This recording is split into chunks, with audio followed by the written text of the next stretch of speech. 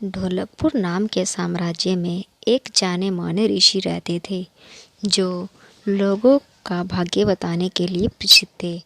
उस राज्य का हर व्यक्ति उन प्रसिद्ध ऋषि व उनके कौशल के बारे में जानता था। एक दिन उस ऋषि के बारे में वहाँ के राजा को भी पता चला।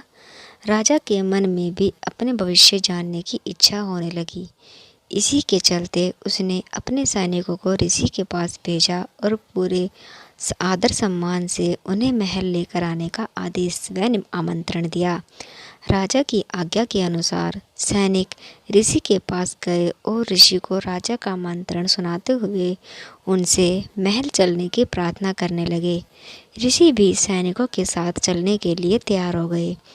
जब ऋषि महल पहुँचे तो राजा ने बड़े ही उत्साह से उनका स्वागत सत्कार किया और उन्हें अपने दरबार में सम्मान के साथ बैठाया।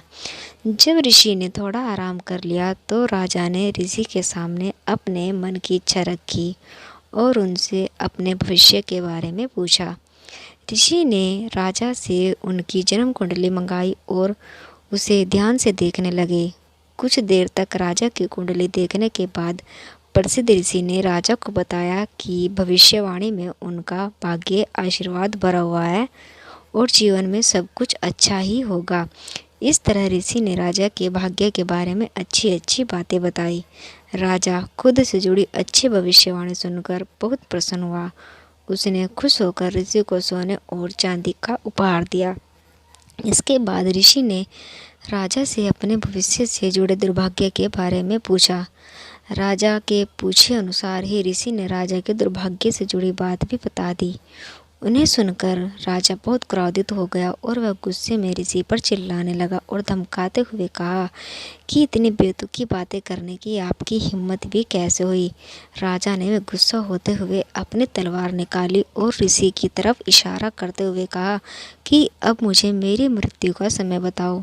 ऋषि समझ चुका था कि राजा अपना दुर्भाग्य सुनकर उस पर क्रोधित हो गया है और राजा की मृत्यु वाली बात सुनते ही वह शांति से कुछ गणना करने लगा। इसके बाद शांत स्वर में कहा, मेरी गणना और कौशल के अनुसार आपकी मृत्यु ठीक 1 घंटे बाद होगी। मेरी मृत्यु के राजा ऋषि की यह बात सुनकर हैरान हो गया और उसे अपनी गलती का एहसास होने लगा। उसने तुरंत अपनी तलवार नीचे रखी और ऋषि के साथ किए हुए अपने दुर्व्यवहार के लिए उनसे माफ़ी मांगी। बाद में राजा ने ऋषि को ढेर सारा धन और दिया और वापस कुटिया में आदर व सम्मान के साथ भेज दिया। इस कहानी से हमें सीख मिलती है, मुश्किल परिस्थितियों में हमें समझदारी से काम लेना चाहिए और मन को शांत रखना चाहिए।